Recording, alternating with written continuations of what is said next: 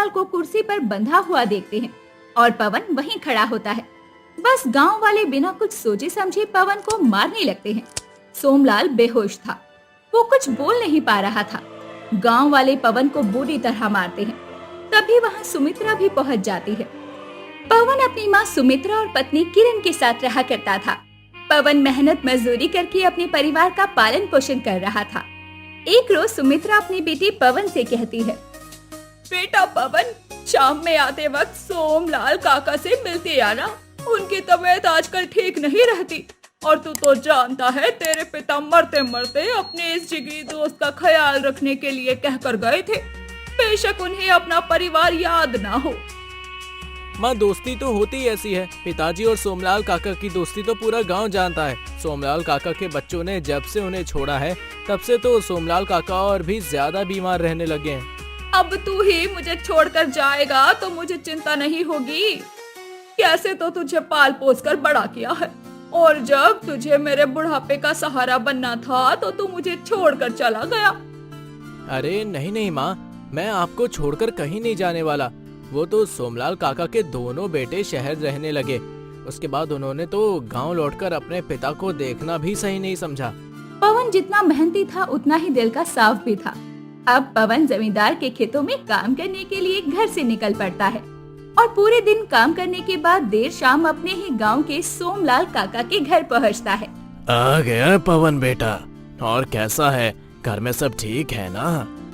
हाँ सोमलाल काका, सब ठीक है। और आप घर में बैठे बैठे बोर नहीं हो जाते?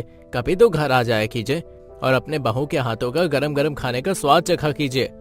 क्या खाना बनाती है आपकी बहू? काका, आप तो जानते हैं पूरा दिन काम में निकल जाता है और शाम घर जाते जाते बीत जाती है। लेकिन आज आपके लिए दवा लानी थी, इसलिए मैं चला आया। अच्छा किया जो तू चला आया। मुझे भी दवाइयों की चिंता हो रही थी, लेकिन मैं भी भूल जाता हूँ कि मुझसे भी ज्यादा तो तुम लोगों को मेरी चिंता है। सोमलाल पवन के पिता दीनानाथ के दोस्त थे। दोनों ही इतने जिगरी यार थे कि गांव का बच्चा बच्चा उनकी दोस्ती के बारे में जानता था। लेकिन दीनानाथ का कुछ महीने पहले ही निधन हो गया था। उसके बाद पवन सोमलाल काका की देखरेख करता था। सोमलाल के बच्चे कई साल पहले शहर गए तो वो अपने बूढ़े पिता को देखने के लिए भी कभी वापस नहीं लौटे। अब तो गांव वाले तुझे कुछ उल्टा सीधा नहीं कहते ना बेटा? गांव वाले क्या कहेंगे सोमलाल काका? आज ही मुझे छगन मिला था, कह रहा था कि सोमलाल काका की तू बहुत देखरेख कर रहा है, जैसे कि वो अपना घर जमीन तेरे नाम करके जाएंगे। 2 दिन पहले वो यहाँ भी आया था, कह रहा था कि किसी चीज की दिक्कत हो तो मुझे याद करें। देखो काका, मुझे किसी चीज का लालच नहीं है। मैं तो बचपन से आपको अपना मानता आया हूँ और बिना रिश्ते के भी रिश्ता निभा रहा हूँ। और जो रिश्ते बिना रिश्ते के होते हैं ना, वो बहुत दिल से निभाए जाते हैं। तू भी अब बड़ी बड़ी बातें करने लगा है, बिल्कुल अपने बाप की तरह। पवन सोमलाल की खूब देखरेख किया करता। ऐसा नहीं कि उसे सोमलाल के घर जमीन पैसों का और घर का लालच था, बल्कि सोमलाल का पवन के पिता दीनानाथ से अच्छा लगाव था, याराना था, इसीलिए पवन उनकी देखभाल करता। पवन अब सोमलाल काका से मिलने के बाद घर आता है। अरे बहू, जरा पवन के लिए चाय पानी ले आ, बेचारा थक कर आया है। आज आपको आने में देरी कैसे हो गई? सोमलाल काका के घर गया था, उन्हें दवाइयाँ देनी थी ना। और उनकी तबीयत तो ठीक है ना? मैं अभी किसी दिन उनसे मिलने जाऊंगी। हाँ वो ठीक है। घर तो सब साफ सुथरा था और एक नौकरानी खाना बना रही थी।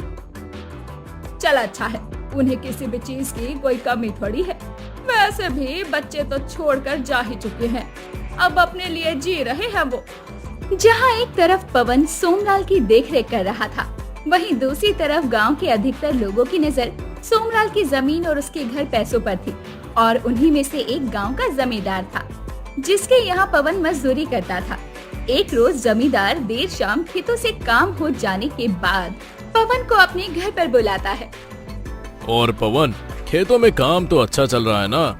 जी जमींदार साहब, काम तो अच्छा चल रहा है और किसी चीज की दिक्कत भी नहीं हुई है। लेकिन आपने यूँ अचानक बुलाया, कोई गलती हुई है क्या मुझसे? अरे बिल्कुल भी नहीं पवन, तू और गलती बिल्कुल नहीं कर सकता। मैं तो बस ये पूछ रहा था कि तेरे घर परिवार में सब अच्छे तो है ना? हाँ जमींदार साहब, सब अच्छे हैं। पवन, तू तो चाहता ही होगा कि तेरे घर में सब आबाद रहे, अच्छे रहे। तो अच्छा होगा कि तू उस बूढ़े सोमलाल को जाकर बोल दे कि अपना घर जमीन सब कुछ मेरे नाम कर दे, वो भी कम से कम पैसों में। जब तक वो जिंदा है तब तक मैं उसे 2 वक्त की रोटी तो दूंगा और मरने पर उसका अंतिम संस्कार भी करवा दूंगा। जमींदार साहब, मुझसे कोई गलती हुई है क्या? गलती नहीं हुई है, बस मैंने जितना कहा उतना तू सोमलाल तक पहुंचा देना ताकि उसकी अक्ल ठिकाने आ जाए। पवन अब डर जाता है और सोमलाल के घर पहुंचता है, जहां पहले से जमींदार के आदमी सोमलाल को कुर्सी पर बांधकर डरा धमका रहे थे। या आप लोग बिल्कुल सही नहीं कर रहे हैं, छोड़ दो सोमलाल काका को। पवन उन आदमियों से सोमलाल को छोड़ने की विनती करने लगता है। तभी वहाँ से छगन गुजर रहा होता है और वो खिड़की से सोमलाल को हाथ जोड़कर गिड़गिड़ाता हुआ देख लेता है। लगता है पवन सोमलाल काका को डरा धमकाकर उनकी जमीन और पैसे खुद के नाम करवाने आया है और ये नाटक कर रहा है। मुझे गांव के लोगों को बुला कर लाना होगा। इतना कहकर छगन भागा भागा गांव के लोगों को बुला कर लाता है और जब गांव के लोग सोमलाल का घर खोलते हैं तो वो सोमलाल को कुर्सी पर बंधा हुआ देखते हैं और पवन वहीं खड़ा होता है। बस गांव वाले बिना कुछ सोचे समझे पवन को मारने लगते हैं। सोमलाल बेहोश था, वो कुछ बोल नहीं पा रहा था। गांव वाले पवन को बुरी तरह मारते हैं। तभी वहाँ सुमित्रा भी पहुँच जाती है। अरे कितनी बुरी तरह मारा है मेरे बेटे को, इस तरह मारने की क्या जरूरत थी।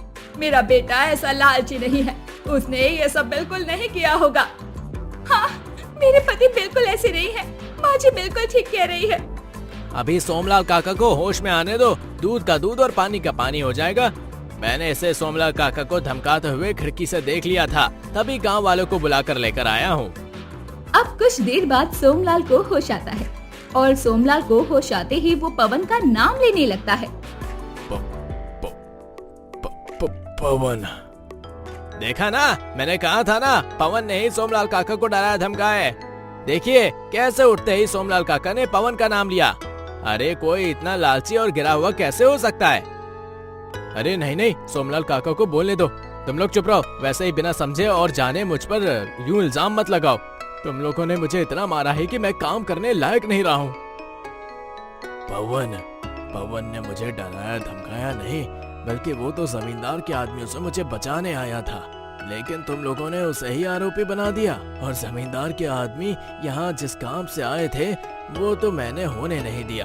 अब मैं अपना घर, जमीन, पैसा, सारी चीज पवन के नाम करता हूँ और ये महल जैसा घर भी। क्या इतना मार खाने के बाद इसे इतना कुछ मिल रहा है? इससे अच्छा तो कि मैं ही इसके बदले मार खा लेता। अरे मेरे बेटे जैसा ईमानदार और साफ दिल भी तो होना चाहिए ना फिर तेरा।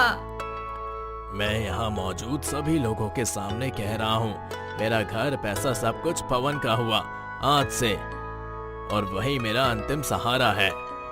अरे सोमलाल काका, मुझे भी याद कर लो, मैं भी आपका अपना ही हूँ और मैंने भी आपकी कम सेवा नहीं की है। सारे गांव वाले जानते हैं तू कैसा है और तूने ही मेरे बेटे को इतनी बुरी तरह पिटवाया है। बिल्कुल भी नहीं सोमलाल काका, मुझे आपका घर, जमीन, पैसा कुछ नहीं चाहिए। मुझे किसी चीज का लालच नहीं है। मुझे पता है, तभी मैंने अपना घर, पैसा, जमीन सब कुछ तेरे नाम किया है, वरना आसपास लालच करने वाले लोगों की भीड़ लगी है। कहीं सोमलाल काका आप मुझे देखकर तो ये ताने नहीं दे रहे? आज पहली बार सही समझ आया है तुझे। गरीब पवन और उसके परिवार को सोमलाल का सहारा मिलता है और सोमलाल, जिसके बच्चे काफी सालों पहले उसे छोड़कर जा चुके थे, उसकी जायदाद, घर और जमीन सोमलाल पवन के परिवार के नाम कर देता है, जिस पर गांव के अधिकतर लोग घात लगाए हुए थे।